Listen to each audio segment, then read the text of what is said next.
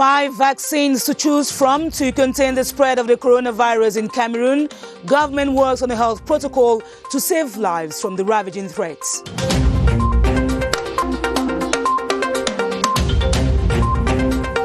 Forty pupils from 3 high schools in Yaoundé for an unusual judgment. Their crimes, substance abuse, possession of non-fire weapons, and moral decadence.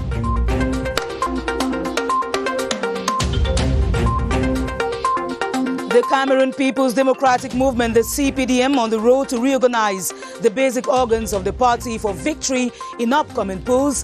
The month-long operation begins in less than a fortnight. Good evening and thanks for joining us. Those were the headlines of the 7:30 News.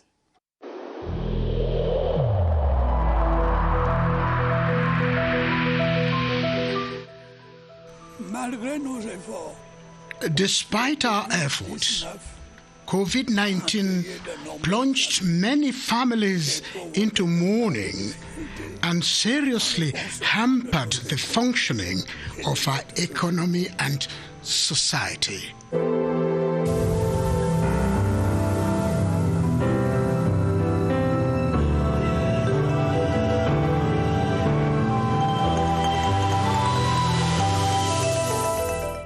Welcome back. Coronavirus cases are surging in Cameroon and government is working towards acquiring a vaccine to cope with the pandemic.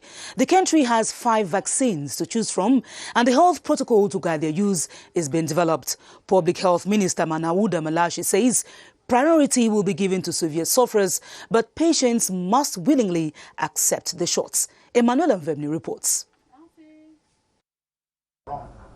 Cameroon is between 80 to 85% ready to acquire the COVID-19 vaccine so as to flatten the infection curve in the country. If we all stay strictly disciplined and bar the way to COVID-19 spread, we will not need vaccines. But at this present rate, we are moving towards acquiring vaccines. We may, by the end of the month, receive the first doses of vaccines in the country. 5 vaccines are available from which the country can choose. Sinovac from China, Sputnik 5 from Russia, and AstraZeneca and Pfizer from America and Europe, then Johnson & Johnson from the USA. The Scientific Council in Cameroon is working on the health protocol to this effect, but health officials maintain that the vaccine will not be imposed on anyone for now. No one will be obliged to take the vaccine. Those that will be vaccinated will be those who accept. However, priority will be given to severe cases to avoid deaths. Those exposed like health workers, persons above 50 will be our first targets too. Others like teachers, etc. will come after, with the aim to stop the spread of the disease. Until then, the strict respect of COVID-19 barrier measures remains the only way to limit the rising number of the infection in the country. COVID-19 variants have been identified in neighboring countries like Nigeria, South Africa, as well as the United Kingdom and Brazil. Like all living things, viruses are no exception to variation as they are experts in changing genomes. Iwane Pole in the following report presents research carried out on the different variants and their symptoms. Researchers confirmed that 3 new COVID-19 variants of the virus SARS-CoV-2 are creating concerns as these variants seem to spread more easily and quickly among people. We know of the UK variant. We also know of the South African variants that are also spreading in Latin America. We do not know for sure whether these variants are circulating in Cameroon. What the National Public Health Laboratory did is that they've sent sequences to be done, and we've understood that with the help of the CDC Cameroon and CRTV, a number of variants have been found, but these have not been associated with new pathologies. Cough, tiredness, muscle ache, and loss of ability to taste or smell are the common symptoms. It is the same symptom, but the severity and the time of expression is very short. It's a situation that is alarming. I think this is the time now to promote all the barrier measures. It is time now to bring in the vaccine, especially for the frontline workers. According to researchers, only vaccines can provide protection against the COVID-19 variants. About 90% of persons suffering from more than one illness at a time are more likely to catch the coronavirus. Medical practitioners recommend that the population undergoes frequent medical checkup to avoid a state of comorbidity. Alice Mbe went talking to a medical doctor to find out the different blends of diseases that expose patients to COVID-19. Here's a report. According to health specialists, comorbidities are the presence of two or more diseases in an individual that, when associated to primary infections, can cause chronic health situations. When we talk about morbidity, is those kind of diseases which we have associated with a normal diseases that we used to have. Concerning COVID-19, we have diabetes, high BP, cardiac heart problem, hepatitis problem. And when we are talking about mental problem, we can have anxiety disorder, depression, psychotic disorder, and problem of consumption of drugs. To prevent these comorbidities, patients are advised to go for constant checkup. It's very important for those people who have comorbidity to continue to have their medical care, to take their medication, to avoid stressful situation, having a good diet, and also doing physical exercise. Medics say about 90% of people hospitalized for COVID-19 have underlying health conditions that increases the chances of coronavirus infections. Under this unusual judgment, 40 students from 3 high schools in Yaoundé will have to defend themselves in courts for substance abuse, possession of non-firearms and other delinquent acts. The arrest and judgment before the court of first instance in Yaoundé is an example set to sway youth from sowing seeds of disorder in school premises. They were dragged to court by the divisional officer for Yaoundé 1, Haruna Nyanje. Beatrice Lonsamba tells us more. It is an unruffled divisional officer of Yaoundé 1 who opens up to the CRTV crew about his dragging 40 students from 3 high schools to court for committing delinquent acts on school premises. The Attorney General will continue with the proceeding, and if they are found guilty, justice will take its course. Their proceedings at the Yaoundé Court of First Instance will be civil as opposed to criminal, since it has to do with unruly behavior from people under 17. The hammer of the law is still heavy, given the extent of their crimes. We have Article 285, Sub 1 of the Penal Code that punishes illegal sales of drugs with a prison term from 3 months to 3 years, or with a fine option of from 1 million to 3 million francs. It was during surprise checks as such at the Shala Tangana Technical High School that the juvenile offenders were located, some selling drugs, others in possession of non-fire weapons. Their location unveiled a network of fellows involved in substance abuse.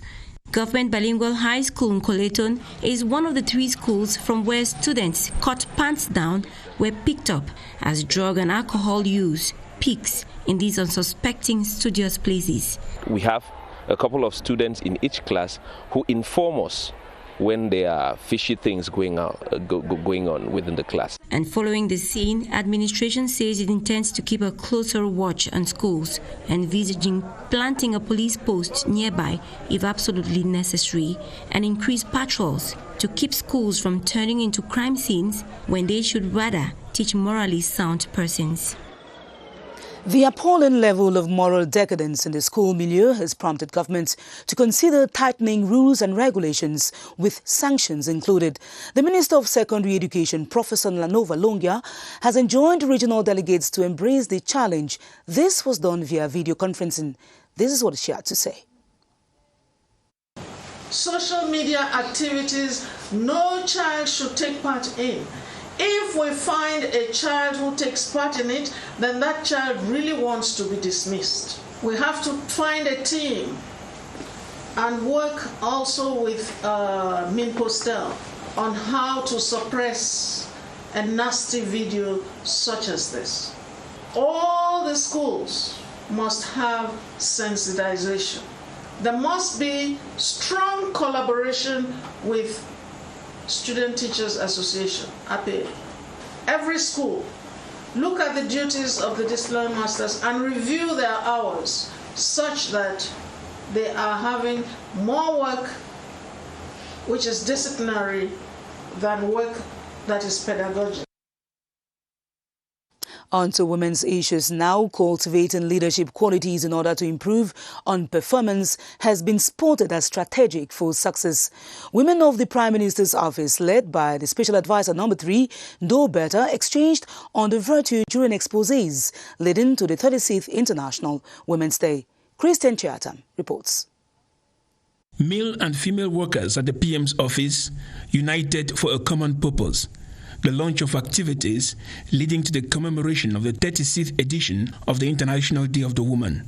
Presided by the Special Advisor No. 3, Do Better, activities featured 2 exposés. The first guest speaker, Nathalie Ngiamba, Inspector General at the Ministry of Women's Empowerment and the Family, she said since 1984, the government of Cameroon has engaged mechanisms to improve the representation of women in decision-making. The second speaker, Madeleine Sopikoto, Director of Newsrooms at CRTV Television, presented leadership as the capacity to influence a group, attain common objectives through mutual confidence and within a given time. The Special Advisor No. 3 said the themes of the exposé are important, especially within the context of the resurfacing of COVID-19. Women are the ones who are leading, not only in the offices, but even at home, to make sure that the pandemic does not spread. We are the ones who buy the masks, we are the ones who buy the sanitizers, and we encourage our families to make sure that they keep their distancing. Other activities to be organized at the PM's office in the run-up to the 36th International Day of the Woman include educative talks. As we continue to portray the prowess of women tonight, our focus is on one of the first ladies to manage and to run a television and radio station. Popularly known as Dinali, Marth Ngor Muhara has braved the fierce media landscape and made her outlets one to reckon with. Cynthia Etim tells us more about the multitasking mother and wife. You must have savored this rhythm by Dinali and danced to it. For close to 20 years, the artist has been feeding souls with Makossa genre of music, which certainly made her famous. Today, she has distinguished herself by indulging in other activities. She is the first woman at the head of a private radio station in Douala and first woman in Central Africa at the head of a TV station. Mat Mwahadipongo, popularly known as Dinali, intends to keep her rank beyond Africa. At a little over 46 years, Dinali could pass for a 35-year-old lady because of the meticulous attention she pays to her physical appearance. Her love for football has spurred her to put up a non-operating women's football club where she intends to promote football talents of young girls. It is a club I created to serve young girls. I decided that if I have to bring in my contribution, it will be for women. Married and mother of 2, Mat Mwahadipongo confesses running her home and businesses is not an easy task. Now on to politics. The Cameroon People's Democratic Movement, the CPDM, says it will review the basic organs of the outfit to better plan for future elections. The operation is expected to last 1 month from March 13 to April 13, with organs abroad included. Kilian Dandifon has the details.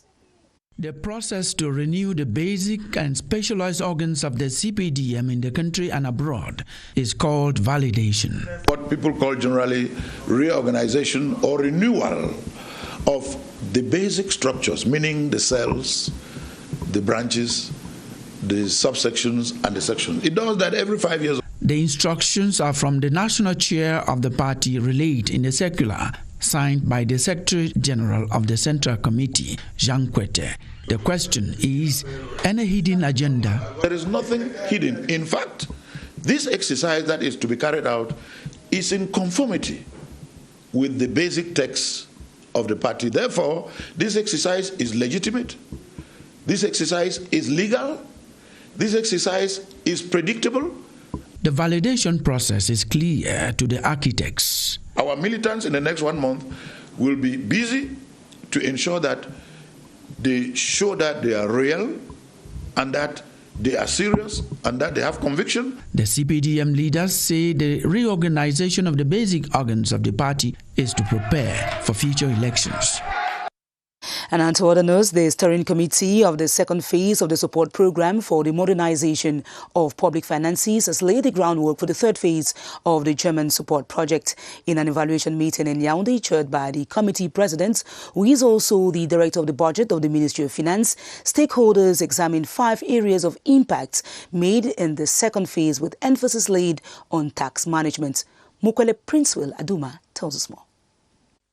The committee's evaluation of the second phase of the project has, amongst others, celebrated the modernization of the taxation department, key player in the country's public finances. We focus particularly on the modernization of the taxation administration in the aspect of communication and the fiscal control system.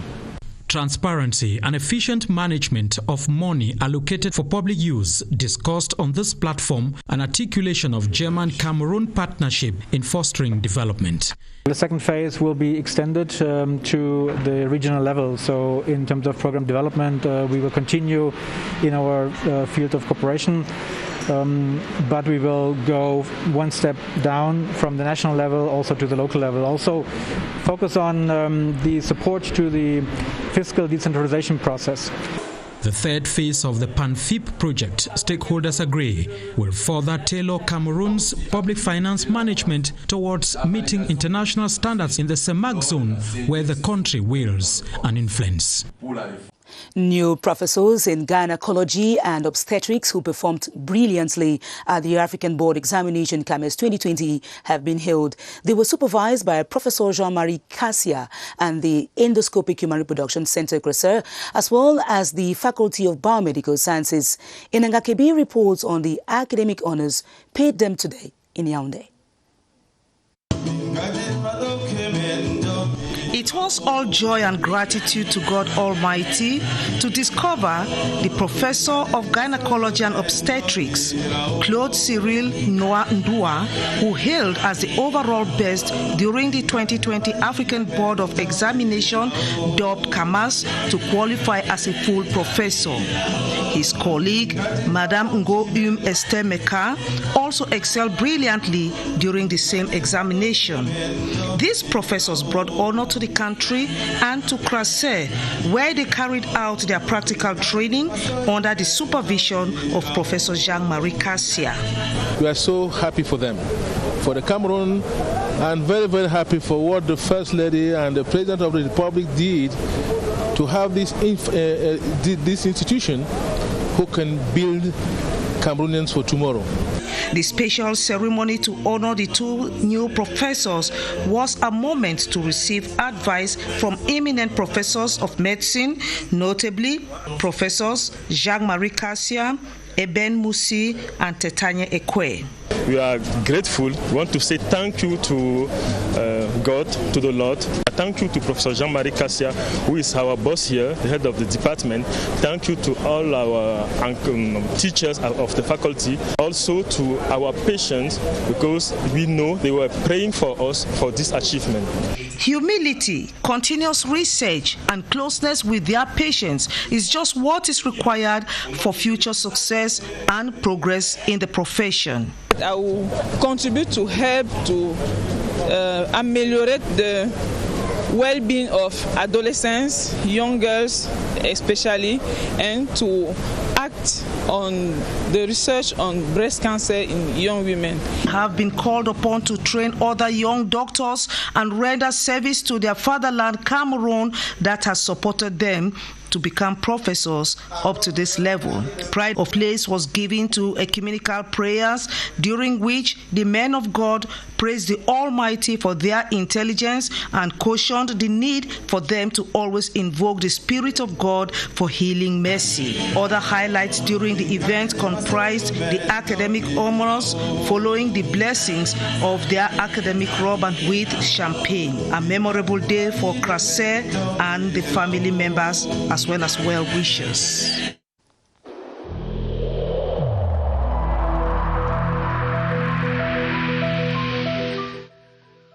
I urge you once again to put on your face masks, to wash your hands regularly, and to consult a physician or any other health personnel if you notice any symptoms.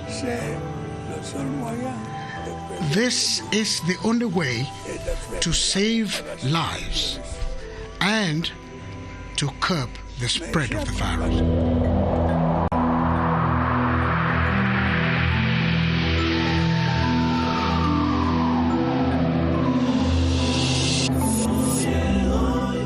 Fighting the coronavirus is a collective responsibility, as protecting oneself guarantees the safety of others. Health officials insist an overhaul in behavioral trends is a prerequisite to stall the spread in communities. Baldwin Sama is at the Public Health Emergency Operations Center and now presents what the recent developments are. Hello, Baldwin. Good evening. Ever since we had the first case confirmed in Cameroon, every individual is concerned with the collective fight to limit the spread of the coronavirus. What's the responsibility of every Cameroonian? Let's find out from Dr. Joseph Fokam, a virologist who is our guest tonight. Good evening, Doctor. Good evening, Bardin. It is a collective fight to stop or to limit the spread of the coronavirus. What may just be that a responsibility of every Cameroonian to limit the spread of COVID-19? Bardin, there is actually a very big debate on the COVID-19 issue, and many people in the community keep talking about a new variant, about a vaccine, about the ineffectiveness of testing method, and also about limitation in terms of the national response. But be it one or the other case, be it a new or the old variant, be it the presence or the absence of the vaccine, we know those non-pharmaceutical barrier measures remains the same, and they are fully effective against any type of coronavirus in circulation. And so what we really want every citizen to really implement on a daily basis is simply make sure you wear your face mask. Be it the old or the new virus strains, it's going to work.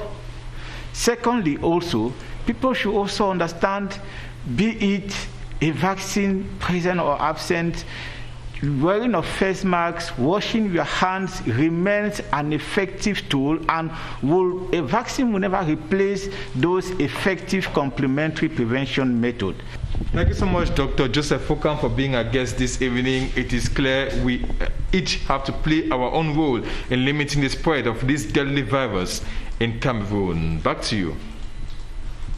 Thanks very much, Baldwin Sama. It is important that we keep masking up, and maybe one of these days we shall be talking about the difference of the mask that we wear. Now on to other issues. Defense staff have been drilled on the performance-based budgeting system in Yaoundé. This was during a seminar presided over by the minister delegates at the Presidency of the Republic in charge of defense, Joseph Betty Asomo. Kilian Dan Difon sat through the training for the 7:30 News. Every public institution in Cameroon has 4 subtypes of programs, 3 operational and 1 support, all of which must be in tandem with the policy strategy defined by the head of state. All operations must be geared towards attending the set objectives, and since 2013 in Cameroon, it is the performance-based budgeting system that is used to assess progress. It is within this background that the Ministry of Defense, in collaboration with the Ministries of Finance, Public service, economy, planning and regional development has organized a capacity-building seminar workshop to keep its management staff abreast of management for results. In an expose by a management control expert from the Ministry of Finance, participants were drilled on management control, verification, evaluation and audit as steps that help achieve management targets and visions. The Secretary General at the Ministry of Defense outlined the various needs and expectations from the seminar. The Minister Delegate at the Presidency in charge of Defense, Joseph Betty Asomo, chaired the opening ceremony of the seminar. Now on to diplomacy. The No-Tunisian ambassador extraordinary and plenipotentiary to Cameroon has promised to reinforce cooperation ties between Cameroon and Tunisia in the public works sector. His Excellency Karim Ben Bashir took the commitment during an audience with the Minister of Public Works, Emmanuel Ngano Jumesi, this morning in Yaoundé. Here's an excerpt of what the Tunisian diplomat had to say. We have a very good cooperation with Cameroon in the field of infrastructure and public work. I heard from His Excellency the Minister his appreciation about the work and the professionalism of our companies, and we look forward to consolidate this cooperation in the near future. The second international colloquium on scientific network of academic women in economics and management is underway in Yaoundé. The activities were officially opened by the Vice Rector of the University of Yaoundé Toussoir, Professor Edmond Biloa. Romeo Kenny reports on the conclave grouping female varsity dons from Cameroon and abroad. The network of academic women in management and economics, dubbed RESFUGE, has been existing for 8 years now. It is comprised of 30 membership from Cameroon and beyond. The organization's goals are promoting intellectual and professional development of female academicians in order to construct and nurture a genuine academic scientific community.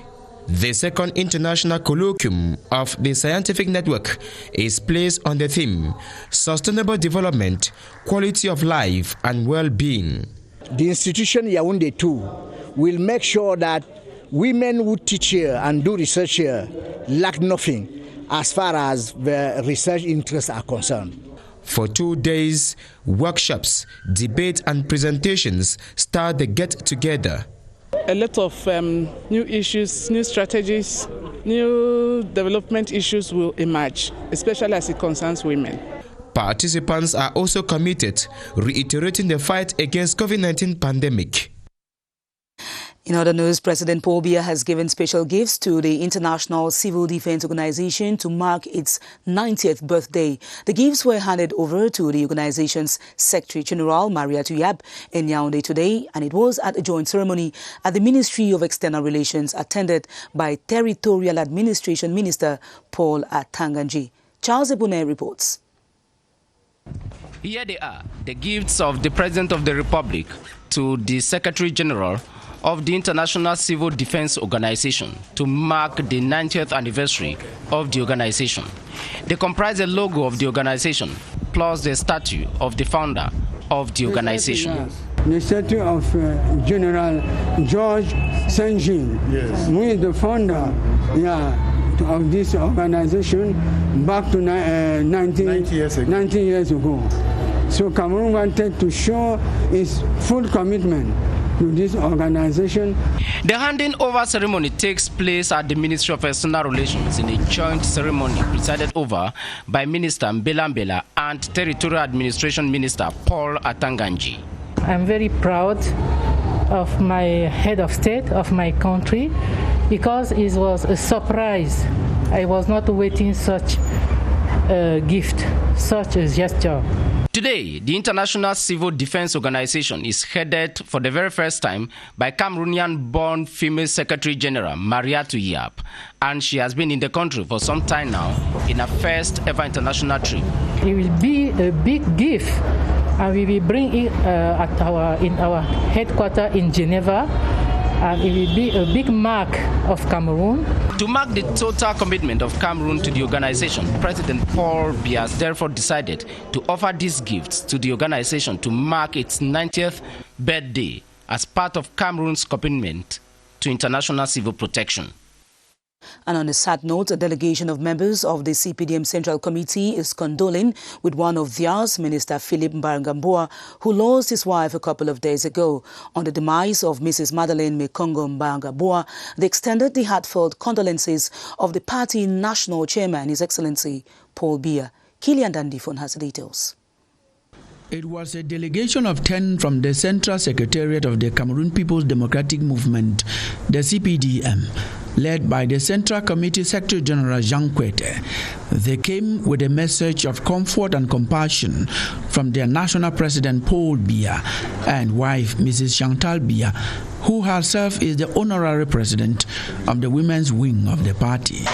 As a family, their Central Committee substantive member, Minister Philip Mbargambua, lost his wife to death on February 1, 2021, after an illness, and they came with a condolence message which Central Committee Secretary General Jean Kwete signed.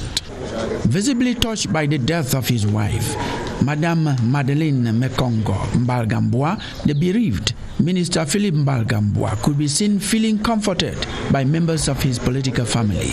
Earlier during the day, the Sawa first-class chiefs also came to pay a condolence visit to a statesman whose wife, Madeleine Mekongo Mbargambua, passed on Sunday. That ends this edition of the 7:30 News, in which you mainly heard that Cameroon has 5 vaccines to choose from to contain the spread of the coronavirus. Government is working on a health protocol to save lives from the ravaging threat. More news comes up at 8:30 p.m. with Adel Mbala. I'll be back tomorrow at 7:30 p.m. God willing. Stay tuned to our programs on CRTV and on CRTV News, and stay safe from the coronavirus, for it is real. Good night.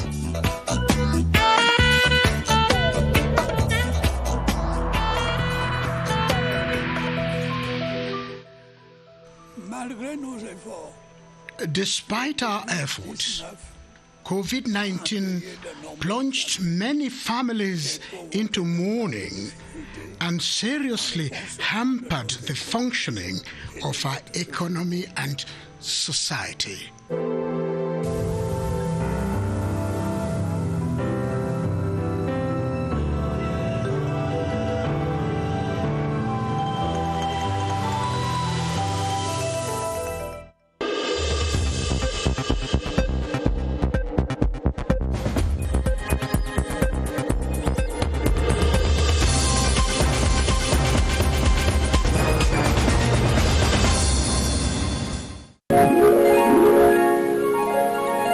CRTV News, ici, toute l'info.